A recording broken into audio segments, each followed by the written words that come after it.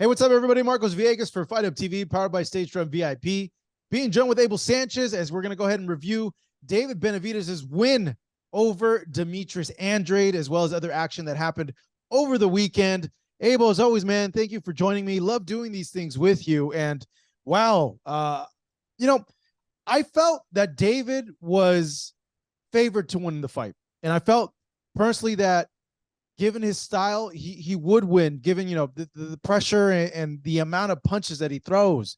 But I had such high regard for Demetrius, and I felt that he would really make it difficult for him in there, that we would see a close fight, and that eventually in rounds 10, 11, and 12, things would get interesting. I was so wrong. I was so just in disbelief how easily David was able to dispatch Andrade over the course of 5 rounds. Just overall, your thoughts on David's performance against Demetrius Andrade over the weekend? First of all, I think Demetrius did himself a lot of harm by not fighting for the last, not really being consistently fighting in the ring the last, 4 or 5 years. I think 4 or 5 years ago, it would have been a different fight. What is he, 35, 36, somewhere in there? Yeah, 35. Yeah. So I think that he did himself a disservice by not being active. It doesn't mean being in the gym. It means being in an actual fight where you actually have to compete against somebody on that level. As far as David is concerned, David, when he was about 16 years old, he was in my gym and he sparred. I think I've said this to you before. He sparred with Gennady, and out of the 20, 25 guys that I had up there in Big Bear sparring with Gennady, he was probably the best sparring partner we ever had up there. So He's we at knew 16? back then, at 16 years old. Oh my God. Obviously, Gennady, with all the other sparring partners, never really was abusive. He took care of his sparring partners. He let them work. He worked himself. But David, not only was he aggressive, but he had some things that Gennady had to figure out at 16. Obviously, the experience was a lot better, a lot more for Gennady. But David is steadily improved. And I think as a coach, that's what you look for in a fighter. You look in a young fighter. It doesn't matter the age, just fight by fight, he seems to be getting better and better and better. He fought the perfect fight in this fight for me. Okay, so I want to touch on just your analysis overall of how the fight played out, but I got, just a fan of me, I got to know, tell me about those sparring matches with David and Gennady at the gym. Oh, they sparred probably 3 or 4 times. It was maybe 5 or 6 rounds, but it wasn't something where they were going out at each other. Gennady recognized that this was a young man, 100, I think at the time he was like 190 pounds. A baby, you could see he was a baby, but he was throwing punches like a man. He was in the ring just like a grown man and a very seasoned sparring partner. He didn't have that many amateur fights, but his learning came in the gym. I've heard stories of him sparring at the wild card with the Nigerian young man that was a champion. Latif? Latif, yeah, and they had wars.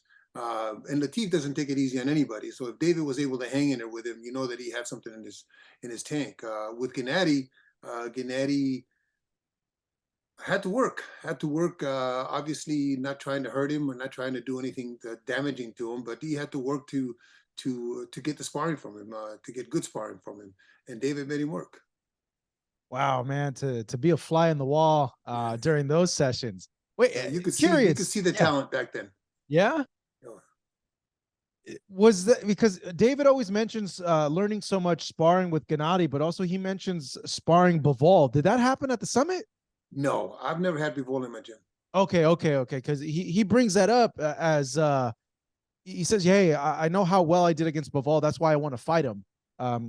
He has a lot of confidence in that, but we'll get to how he matches up at 175 with Bivol and Beterbiev. But overall, were you surprised how quickly David was able to beat an opponent like Andrade? No, like I said, it's 5 years too late. And David has been improving. At the beginning of David's career, one thing that I really disliked about his style is that he hung on the ropes too much. He just had his back against the ropes and was countering instead of using his great ability to manhandle and to control the action and to do things on his terms.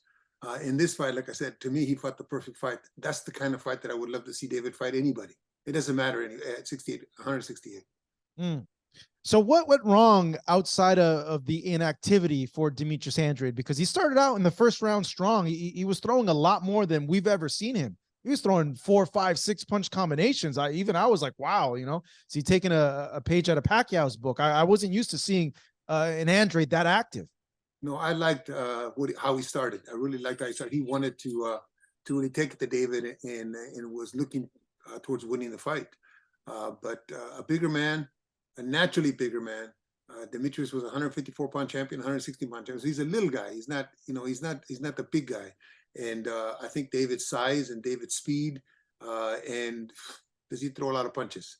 I think that made the difference. And eventually he was going to wear Demetrius down, as did Canelo did to Charlo. Get towards the end of the fight. Just Charlo was a little more able to survive, but there was no way that David wasn't going to get him out of there from the fourth round on. When he hit him with that right hand and he hurt him and he dropped him, I think it was just a matter of time. I'm happy that it got stopped when it did, because it would have been just too much to take if they let the fight go on for Demetrius. Yeah, there was a part of me though thinking that Demetrius would box and move, box and turn, like we saw him do at the lighter weights at 54 and 60. I know, when you have an opponent like David, you really got to earn your respect so that he doesn't, just run all over you. That ended up happening, but were you surprised he didn't take that approach, the boxing and moving approach? No, it's difficult when you got a guy that his reach is probably 3 or 4 inches longer than yours. He's got speed just like you do. He's got power just like you do, except at a different weight. It's difficult to stay on the outside. It would have been more difficult for Demetrius, I think, on the outside. David would have picked him apart. He tried to do it on the inside, tried to stay close, try to muffle the shots, but David is very adept at fighting the style that he needs to fight to dominate. Dang, so he's just outgunned in every single area. Yeah. He was just too big a man. Well, they said he weighed in at 190 pounds at Andrade. You as a coach, what do you think about that? A guy, fighting at 168, weighing at 190 to be able to, to handle that weight of an opponent. Andrade weighed 190 pounds? Yeah. There was an article that Mike Coppinger wrote for ESPN where Victor Conte told him that Andrade would be weighing 190 the night of the fight. I doubt that very much. I doubt it. Andrade, in my opinion, probably gained 10 pounds. He didn't look that big. His body didn't look that much bigger than it did at 60. You would have been able to tell. Was there anything that you saw with your trainer eye, Abel, that you feel that David could have done a little bit better, or that's something that he needs to improve on a little bit more? Wow, like I said, for me, he fought the perfect fight against that particular opponent.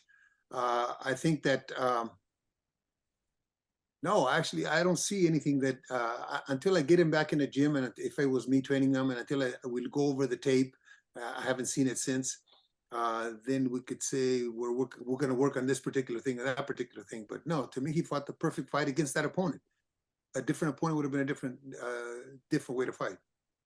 You've had a heck of a lot of fighters, most notably Gennady Golovkin, who was a boxer puncher, but just relentless pressure. Explain to those watching that don't really know how it is to deal with a pressure fighter, like how difficult it was for someone like Andrade to be able to deal like that with that type of pressure and that type of size and that type of power. I think that once David started landing some shots and Andrade knew that he could be hurt, it wasn't so much the punches as it was with Gennady. Whenever we fought with Gennady, it's the presence. They're on you. They won't get off of you. They're right there in front of you. And the presence just makes you, I'm not going to say nervous, but it makes you twitch. It makes you react. It makes you do things that you normally would not do. And once he established his ground, David, then just his presence was enough to allow him to land his punches, because Demetrius didn't know what was coming, as it was with Gennady. I remember in Gennady's fights, whenever I saw him land the first meaningful punch, all I had to do was look at the opponent's eyes, and you could see that, oh no, I got to put up with this for 12 rounds. That kind of look. And I think that David's presence in this fight was perfect. He was right in front, right there, popping his jab. Another thing he did very well is he threw punches from a lot of different angles and a lot of different levels. Get back to that question that you asked. I would have liked to have seen him when he had Demetrius hurt, I would have liked to have seen him, like in the fourth after he dropped him, to land more punches to the shoulders and to the arms. He was missing some shots on top. They weren't landing clean. And I think that he needs to, in my opinion, work a little more on making sure that he doesn't miss. He's too devastating with his punches to be missing as many as he was. Yeah, I like that little looping punch. Yeah, it was like That Gennady. yeah, that's what people said online. Like, hey, Yeah. he's throwing it like how Gennady used to throw it. Yeah, Gennady showcased it in the Rubio fight, but he always did that in the gym. So I'm sure David experienced that in the gym, and I don't know if it was in his mind, but it was something maybe that he practiced and it landed. You know, it was effective. Yeah, and the other one too was the right hook that he was catching Andrade with, I believe, in like in the fourth and fifth That's when he dropped rounds. him with that shot. Yeah, Yeah, yeah. you know, And it's weird Oscar because De La it Hoya. hit him in the nose. It didn't even hit him in the chin. Like Andrade was covered up, but it hit him right there on the nose. Oscar De La Hoya used to throw a shot called the 45 that he called the 45, like it's a 45-degree angle. Against a southpaw, that's a great shot, especially if they're dipping over to that side.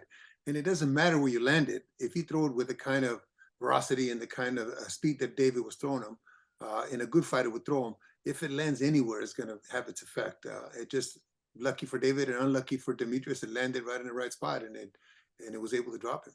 Yeah, I've seen Canelo throw an uppercut from that angle that catches, dipping southpaws, and I noticed like, hey, that's another one that's effective. But yeah, looking at it, I was like, wow, he's really effective with that punch. I would imagine, Abel, overall, what you give him an A for this performance? For this one, yes.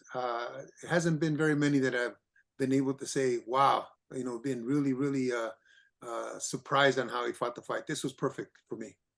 How much weight would you give this win for David in comparison to the other wins? Most notably his Caleb Plant win. But in comparison, would you say this one holds more weight because of the type of opponent Demetrius was? I think Demetrius was the most accomplished fighter that he's fought. Maybe a little too late. Caleb was a good fighter, but not really as accomplished as Demetrius. And I think Demetrius fought the kind of fight that he thought he had to fight. It just David is improving so rapidly in this fight, especially for me. As did Terrence too. Terrence had a great fight in his last fight. So hopefully they continue to do this. And if he does, it's going to be difficult to beat David. Yeah. Yeah. Was this performance a performance that books him a Canelo fight, or Canelo and Eddie look at it and be like, let's wait a little bit. He has too much momentum right now. Nah, Canelo's not even, that's not even a blip on his radar, or Eddie's. He's a good fighter, but you got to remember, Canelo's beaten everybody that they put in front of him devastatingly. John Ryder had, they fought him in his own hometown, so I'm sure that the kind of pressure for fighting in your own hometown and having all these responsibilities took away from his focus.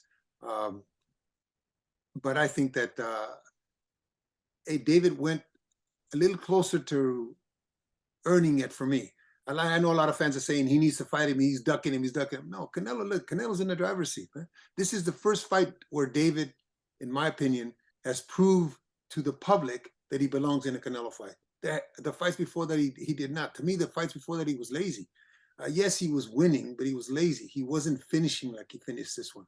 I read a quote by Archie Moore a couple months ago. It says, in order to be a great fighter, you got to be a great finisher. David was a great finisher on Saturday night. He wasn't before. Yeah, some guys, though, you just can't finish it. Well, you know that, right? No, everybody can be finished. Everybody can be finished. Not if they're like holding you and holding you and holding you. He wasn't holding them. True, Caleb Plant wasn't holding him. There's a lot of holding in the later part of that fight. Yeah, but you have to be able to, if you're going to become a great fighter, you have to be able to deal with that and dispatch everybody, as Gennady did. People held Gennady too, when he was in his heyday. The same thing. People held George Foreman. People held, Lennox Lewis. In order to become a great fighter, I think that you have to find a way to impose your will on whomever is in front of you. You can be a good fighter and a good champion, but to be a great fighter, as he's promoting himself to be, which I think he is, and deserving of a fight against who I consider number one pound for pound fighter in the world right now, that he's gonna have to prove that just like that in every fight. And I said this to him, though. I said this to him 5-6 fights ago. I said, just stop talking, man. Just go out and prove it. Just go out and get in the ring. I said this to his dad too. Go out and get in the ring and destroy everybody in front of you. Then they can't run from you if you think they're running, because you're doing what you need to do, as Canelo is with his. Yeah. So we ran a poll on our channel, about 49,000 votes so far. And we asked people, if you had to bet $100 on who will win between Canelo and Benavidez, who would you bet on? 65% at this point have said Canelo, with 35% saying Benavidez. What do you think about that, Abel? Do you think Canelo is still the favorite? I think that's how I Yeah. see it still. Wow. Yeah, one fight's not gonna make you. One fight is, just because you won a lot of fights doesn't mean that you're gonna be able to compete against the best in the world. He did what he needed to do in this one against a 35-year-old man that hadn't fought consistently in how long. He did what he had to do. As Terrence, now, as I said about Terrence, now Terrence needs to do that again with another marquee name. Now we're talking. Where the guy that you're talking about, Canelo, he's done it against everybody they put in front of him. Right? So, I mean, and it's been guys in their prime. There hasn't been guys that were old. So why do you favor Canelo over Benavidez? Where a lot of people say, hey, David's too big, too strong, too much volume, too much pressure. He's going to just wear down Canelo over 12 rounds. Because I don't think he can wear down Canelo. It'd be Vol, the best fighter in the world right now, technically. Couldn't wear down Canelo. Yes, he beat him, but just a bigger man. David, if he does it one more time, then I'll be more of a believer. But I think that poll that you just read to me is exactly how a lot of people see it. Canelo still experience, big fight experience, big fight performances, all those things come into play, I think, in their matchup. Okay. In the court of public opinion, though, many feel that Canelo needs to fight David next because of this win. But we're hearing that potentially we could see Canelo and Munguia in May, and then we hope a Benavidez fight in September. Is it better for Canelo to fight David now, or you know, I just feel the longer he waits, the better David's going to get. Like, why not take care of him now? You know, that's the book that if you go back and watch the Floyd Mayweather and Canelo fight, Floyd took him when he was young, when he was inexperienced, which is smart on Floyd's part. Yeah, you know, yes and no. It's not about what the public thinks. It's about what Canelo thinks. Canelo's a young man. What is he, 34, 35 still? Somewhere around there, 33, Yeah. 34, yeah. Yeah. So he's still a young man. He's had a lot of fights, but he's still a young man. So he still has a lot of miles on his odometer. I think it just the public wants to see it, but it's not necessarily something that's. It can let it brew a little bit more, and maybe it'll be a bigger fight in September of next year. I just feel like out of all potential opponents, like Benavidez, it's like a no-brainer. That's the biggest fight for him to make. It'd be bigger in September. If David comes out and does something in May, like he did in this fight against a name opponent. Let's just say he fights the other Charlo. Okay, and he destroys that Charlo. Now we're talking. True. Now we're talking. True. Yeah. No, I could see that scenario where, yeah. Because there's two reasons. If he destroys this Charlo and Canelo couldn't destroy the smaller Charlo, maybe maybe it won't be a 65-35, maybe a 50-50, you know? And that's just another fight for David to get sharp, to get more experience. If he can fight the same kind of fight he just fought, oh my gosh. Okay, let me ask you this then. If he fought the same type of fight that he fought on Saturday against Canelo, what happens? He does the same thing to Charlo. No. I mean to Canelo. Oh, to Canelo? Still Canelo. Wow. Yeah, still Canelo. One fight doesn't, you know, he had a great night against I don't want to be disrespectful to Demetrius, but he fought a great fight against a guy that was there to be beat like that. On the flip, though, you feel that this David is going to beat Jermall handedly if they do fight? I think so. I think it's 3 or 4 more rounds in Demetrius' fight, but I think that this David is too much for Jermall, especially since Jermall hasn't fought either. But they're going to compare Jermall and Jermell and say that guy did knock the smaller one out, and this guy does. Now we're talking about now you can sell it, in my opinion. Not that you can't sell it now, but I mean now you can sell it for real. Yeah, no, well, it's huge now, but I do see how it does become bigger with another fight for David in the next 6 months where he looks spectacular and you know, if Canelo does fight to Munguia, that's an exciting fight. But I just feel that Munguia has a lot of defensive problems that someone like Canelo is going to pick him apart.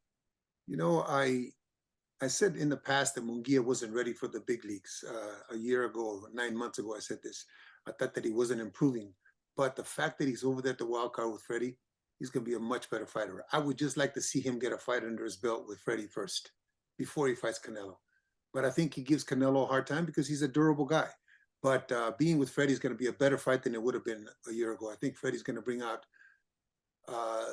some of the things that he needs to bring out experience-wise. And not only that, Freddie's got 5 or 6, or maybe 4 or 5 sparring partners over there at the wild card that are different kind of styles and different sizes that are going to really, really help Jaime Munguia to prepare for the next fight, with whomever it is.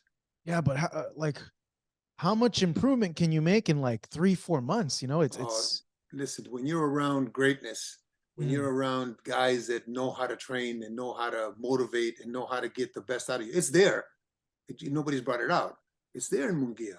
It's there because he proved that against Derevchenko with a limited, I'm not going to say training camp, but with a limited learning curve. He was able to beat a Derevchenko, which is a very, very good fighter too. But being around greatness, like I said, Freddie and the guys that he's got in the gym right now, I think that he does much, much better. And he improves a lot. You know, once you get a new boxer, obviously you want to, how many fights does it take where you feel like you guys are like running at optimum cohesion? I think it takes at least 2, 3. I would like the third one to be the one that makes a difference. But I think that you've seen it in football and basketball. A so-so player goes to another team and all of a sudden becomes a superstar. The same guy becomes a superstar. It's how you approach the fighter, how you talk to the fighter, how you prepare the fighter, how you teach the fighter, how you make the fighter feel that what he's doing is correct. All those things, mental things and physical things, make a big difference in the development of a fighter. It happens in football, it happens in basketball, it happens in a lot of sports. This move to Freddie, I thought, and I said this to when they first did it in another interview, I thought was the best thing that could happen to Jaime. Because I think now we're going to see what improvement he can make.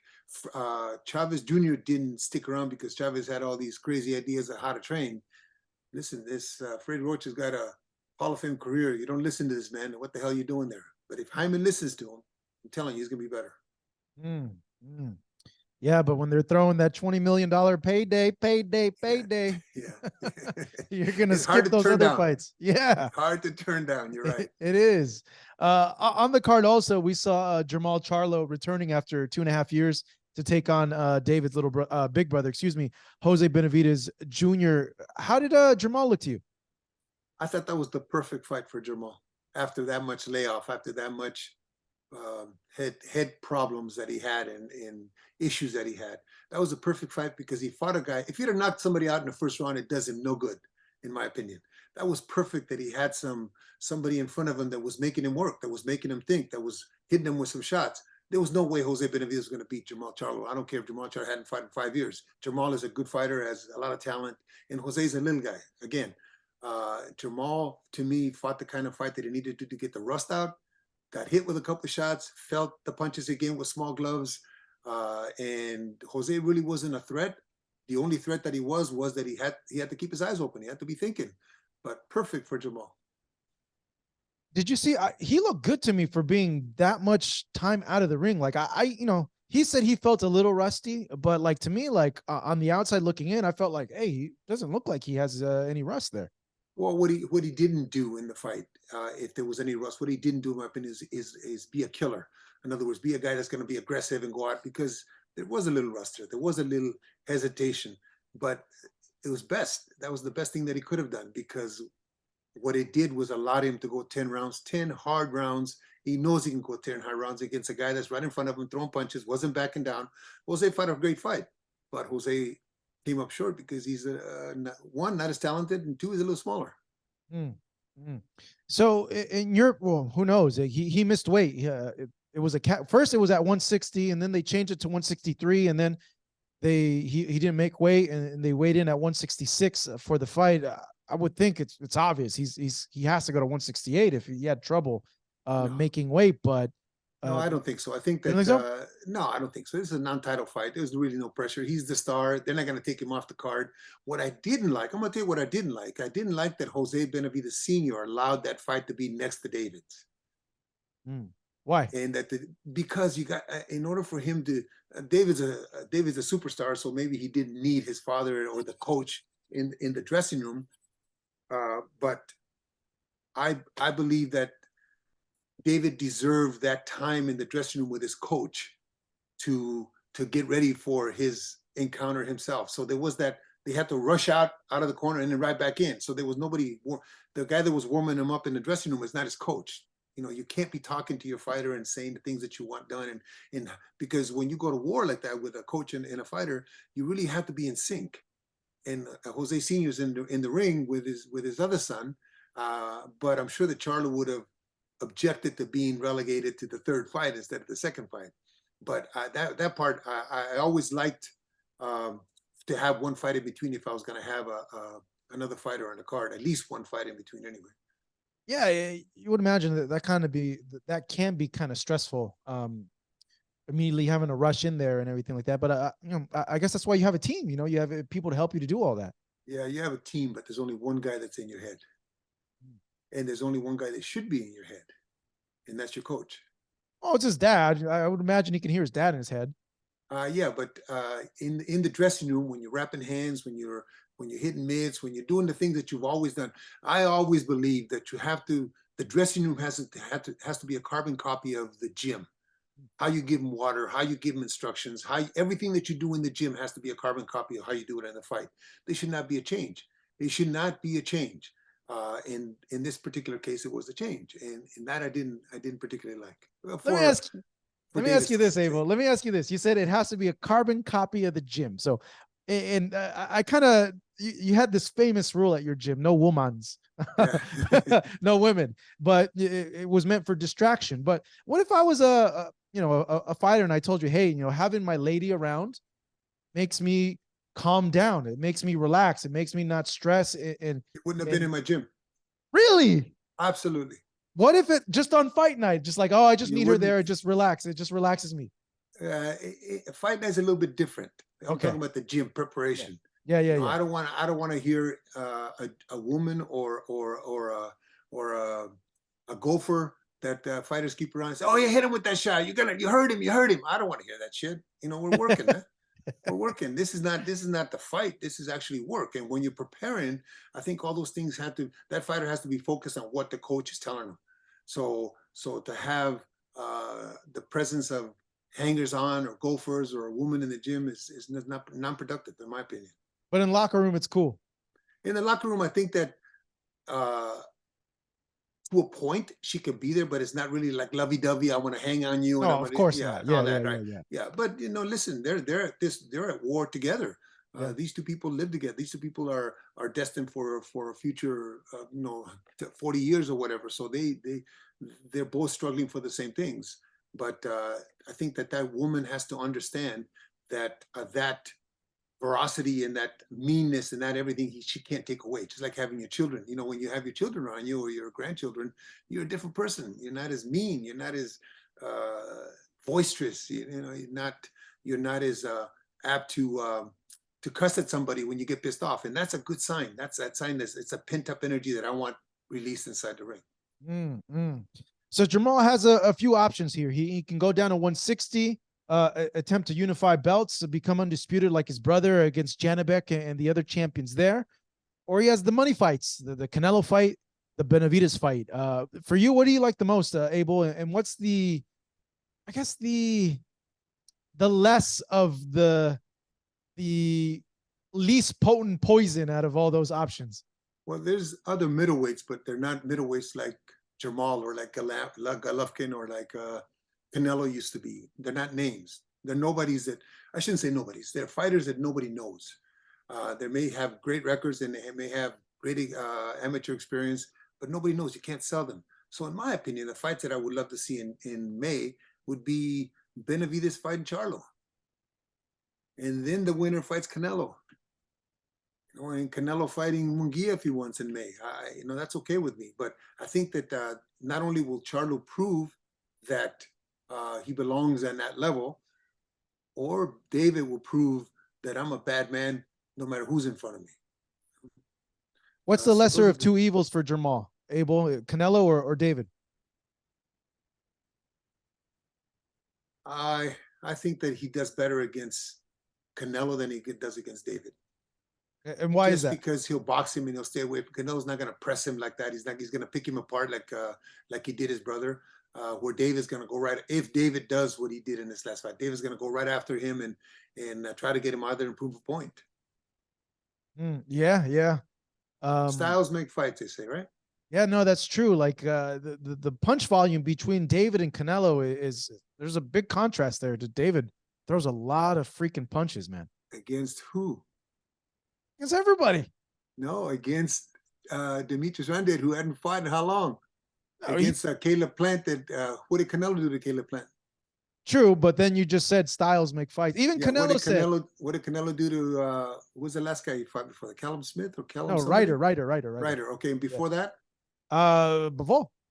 Okay, Bivol. He lost against, arguably, in my opinion, one of the most technically sound fighters. But unfortunately for him, nobody wants to see him fight.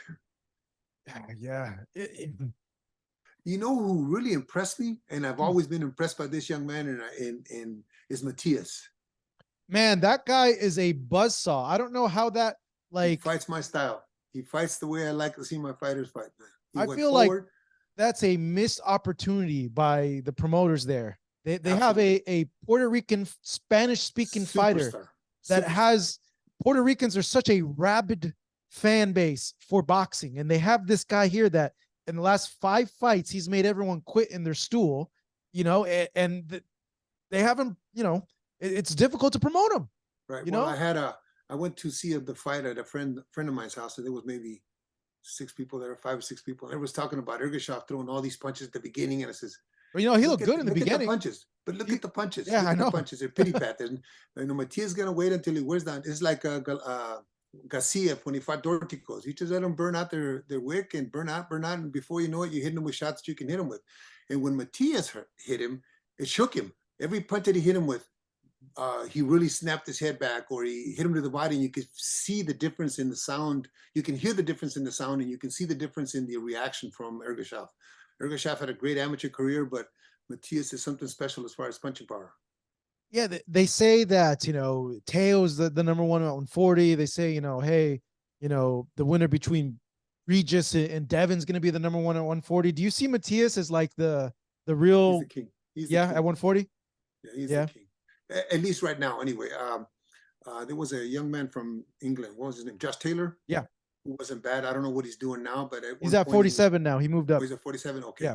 Yeah, I think Matias right now hurts a lot of the 35-pounders moving up, as in Teofimo, as in Ryan Garcia, as in Devin Haney. If they move up to 100, he hurts them. Yes, they're going to him just like Ergashev did early, but it's a 12-round fight. Yeah, but let me throw this at you, David. I would say David. No, let me throw this at you, Abel. Those guys, though, a lot bigger than Ergashev. Teo, a lot bigger puncher than Ergashev. Ryan, a lot bigger puncher than Ergashev. Yeah, until they get hit. Not bigger puncher than Matias. No. Not bigger puncher than Matias. Matias is going to take some shots. If Matias can stay upright, and that's what I said in when we're watching the fight, is Matias can stay upright for 3 or 4 rounds, he's going to figure this guy out. He's going to allow him to burn out a little bit. He's going to time him. He's going to see what his tendencies are. He's going to see what his favorite positions are. And once he figures that out, he's going to methodically beat him down. And that's exactly what he did. Once he caught him with a good shot, he knew he had him. So if there was this like mythical tournament that had, Haney, Prograis, Teo, Ryan, and Subriel, and they all fought, you would pick Subriel to be the last man standing? Matias is the last man standing. Second would be probably Haney. Then I would say Lopez and Garcia. Wow. Dang, you think that highly of Subriel, huh? Absolutely. What is he? Who did he lose to? He has 1 loss. Yes. I'm not sure who it is, to be honest. I'd have to go and look it up. But yeah, he has 1 loss, but he's been on one hell of a He just wears you down. You know, he Yeah. just Well, the methodically last 5 dumps. guys he's made quit. Yeah, he just he's not hitting you with knockout punches. He's just hitting you, and he's got such heavy sledgehammer hands that everywhere he hits you, he's going to hurt you. Yeah, they say when Lomachenko was doing that, they call him Nomaschenko. This is Nomas Matias. Jeez, man. Yeah, he's unbelievable. In my opinion, he's a very good fighter, and not only that, he's a 140 pound king right now.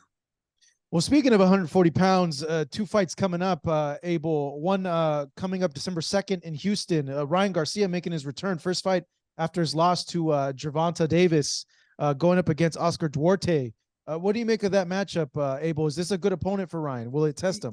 It's a good opponent. The kid's got a lot of fights. Duarte, he's not on the level. He's got a lot of fights, but not on the level that they should be to fight a young man like Garcia. Garcia's got a lot of talent. Garcia's got a lot of amateurs still in him. I don't know who Garcia's going to be trained by for this fight because he's no longer with Joe Goosen, I don't think.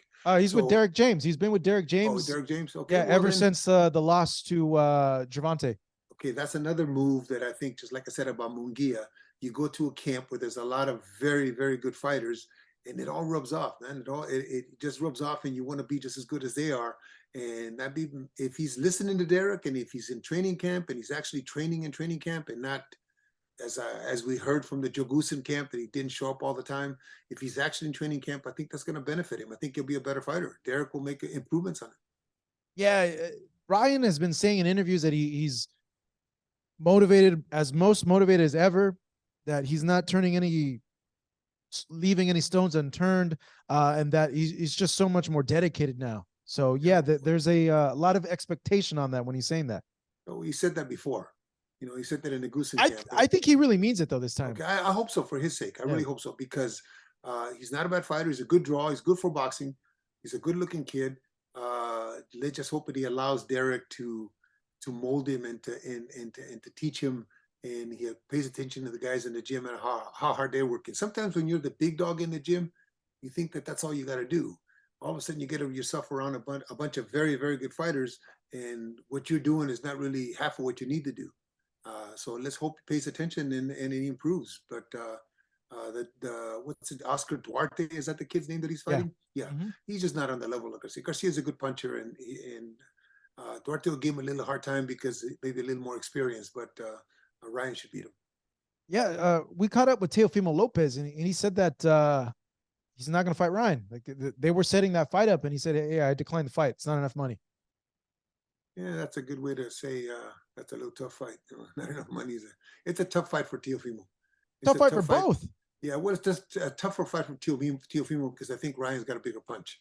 I think Ryan has a quicker left hook, faster. He's not as experienced as Teofimo, but he has a bigger punch. And I think Teofimo's style coming forward like that is it's going to be difficult for him to avoid some of the shots that Ryan throws.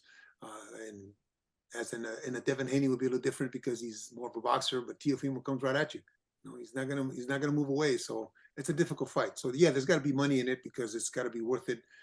Fighting somebody like that than fighting, let's just say, a Haney or even Tank or Shakur somewhere where it's gonna be a little more money for him. Or Matias.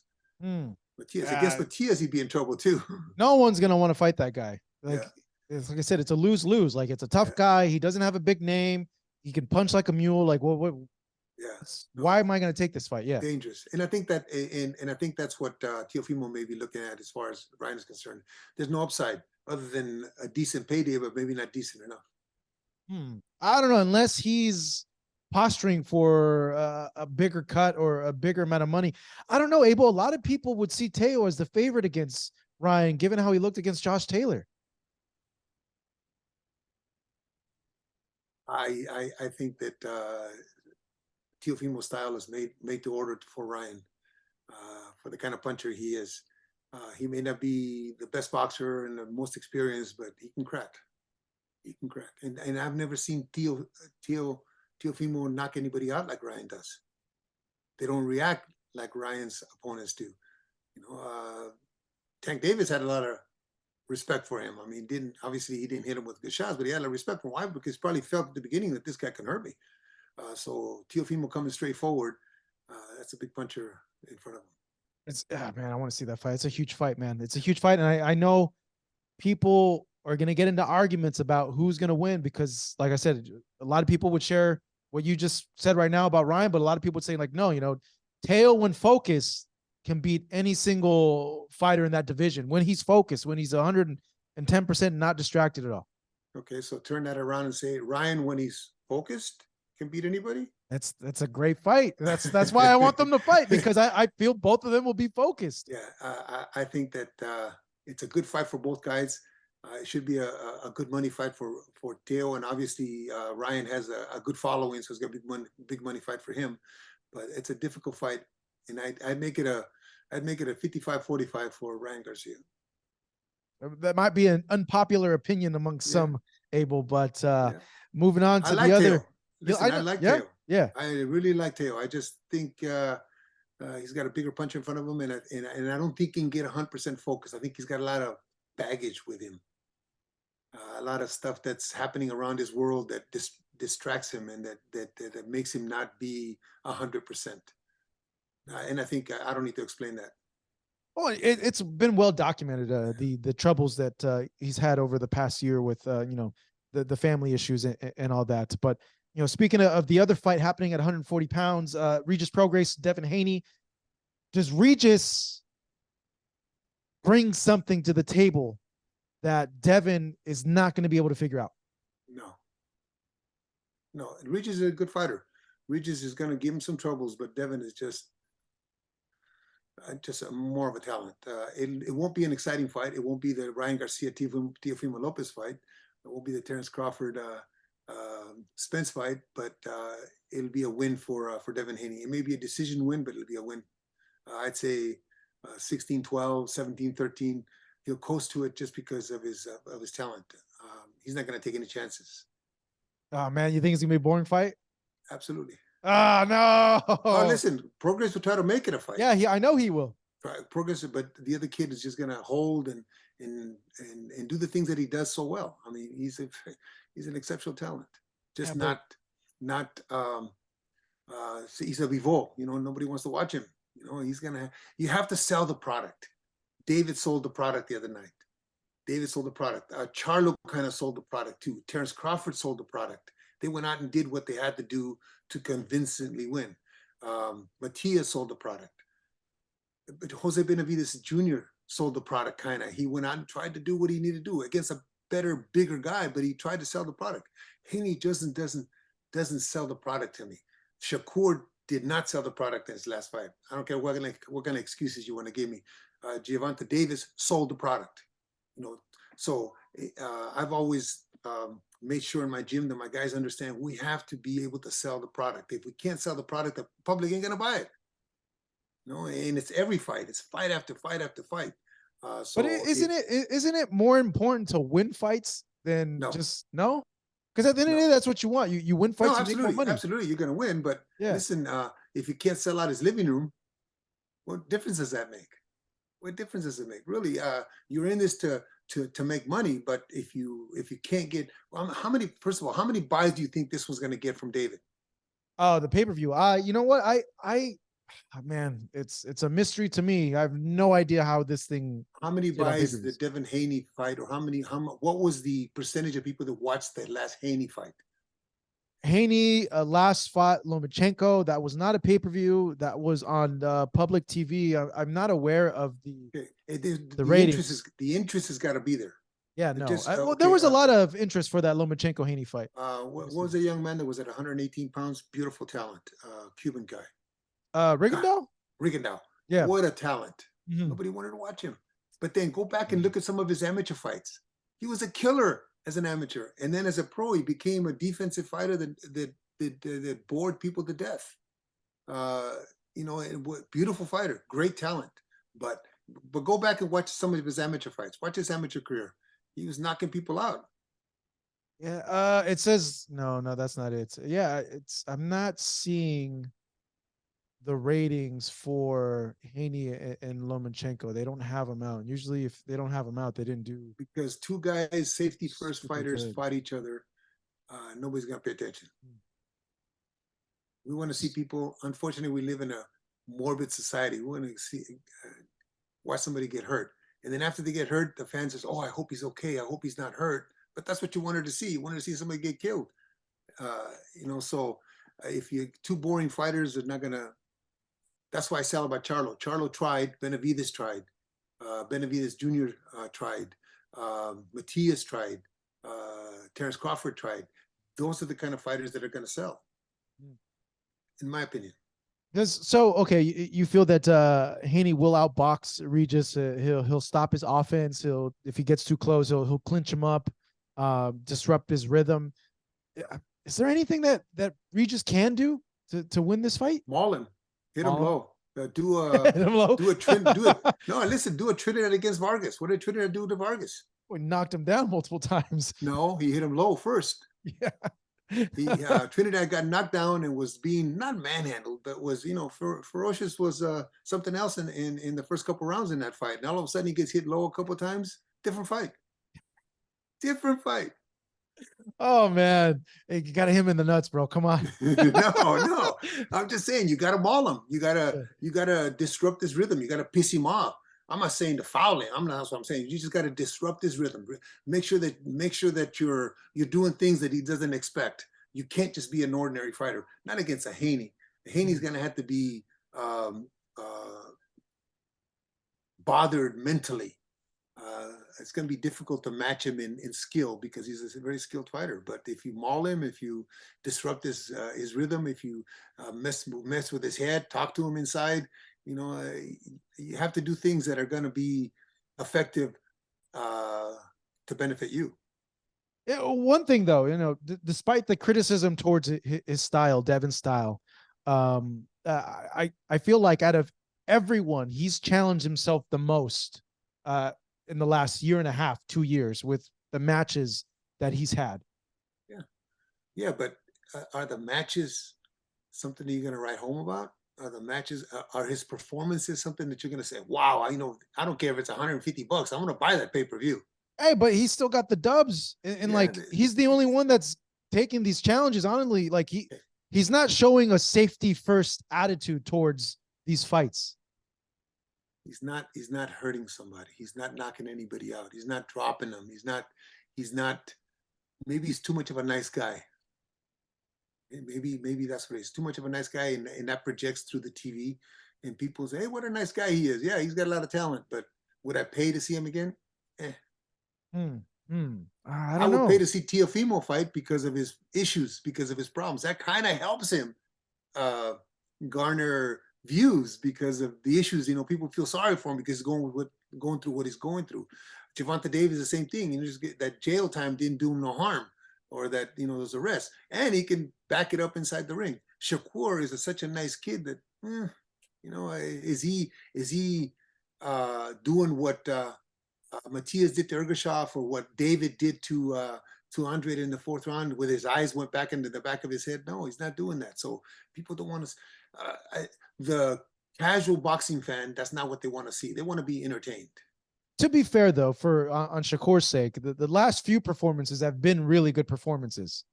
Unfortunately, you can do 10 great performances and one bad. And you're only as good as your last fight. Yes, you're only as good as your last fight. Yes, that's the. But what a talent! Boxing. Him and Haney are probably the top 2 talent-wise in that division. But are they the draws? Are they the guys that are gonna captivate the audience? Not so much. I feel if they keep winning and it gets to a point where they do have a signature win, they will get that respect, that fan base, that fanfare. Yeah. Listen, Timothy Bradley to me was one of the most boring fighters I ever saw early in his career. Then I saw him fight Providnikov at the, I think it was Carson, StubHub Center. Yeah. I became a fan. Seriously, I became a fan because of how he fought. He was outgunned. He was probably outmuscled, but he fought a fight that, what a fight. Now, that he went so crazy and got hit with too many shots, yeah, I didn't like that too much. But the fact that he made it a fight, to me, I became a fan. I became a Timothy Bradley fan, and I wasn't before. I know he don't care about what I think, but I mean, that's what the casual fan and the fans want to see. They want to see warriors inside the ring. They're putting themselves in that position. Good stuff. Hey, Abel, as always, Great chatting with you. Great catching up. Thank you for reviewing the weekend of action that happened and the fights that are coming up in the next week or so. I'll touch base with you again as we come closer to this heavyweight card. But that was Abel Sanchez. I'm Marcos Villegas. Thank you guys for watching us and listening to us over here on Fight Up TV. We wish you a great rest of your day.